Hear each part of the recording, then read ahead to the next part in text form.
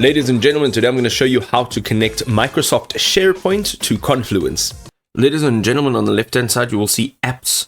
Let's click on that. Let's go down to explore more apps.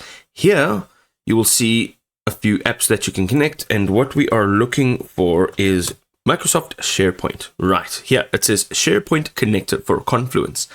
Let's go ahead and click on this one. This is the one that you need to use, and it is a third-party app, so there are a few different third parties that are doing so, but this is the better one of what is available. Go ahead on the top right, click on try it free. You will go through a process of selecting the site that you would like to connect it to. If you have multiple sites, you can go and select it. Go and click on review.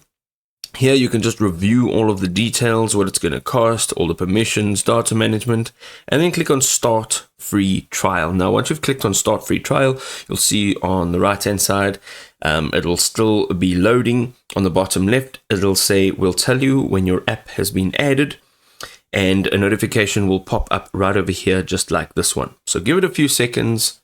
Alright, it now says your app has been added to your instance and it's ready for use. So you can go ahead and click on manage app. You can manage all of the specifics. All right. However, for now, we're going to go and click on the refresh page, and this will now allow you to access that.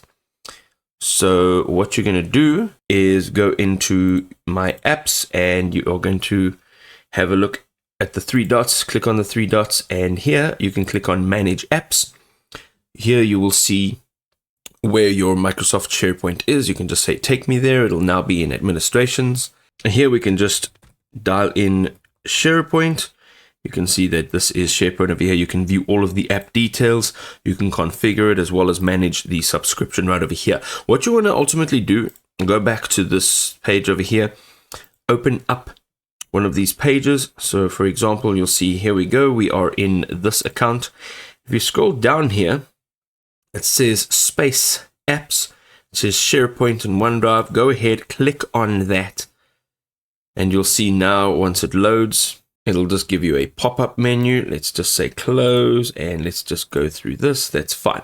Here you can see that you can connect your folders. So you can go ahead, connect folder, and here you'll connect your SharePoint folder. You'll now need to access your SharePoint account. So go ahead, log in to SharePoint through this portal. And once you have done so, you'll be able to access the folders and all of the data within SharePoint.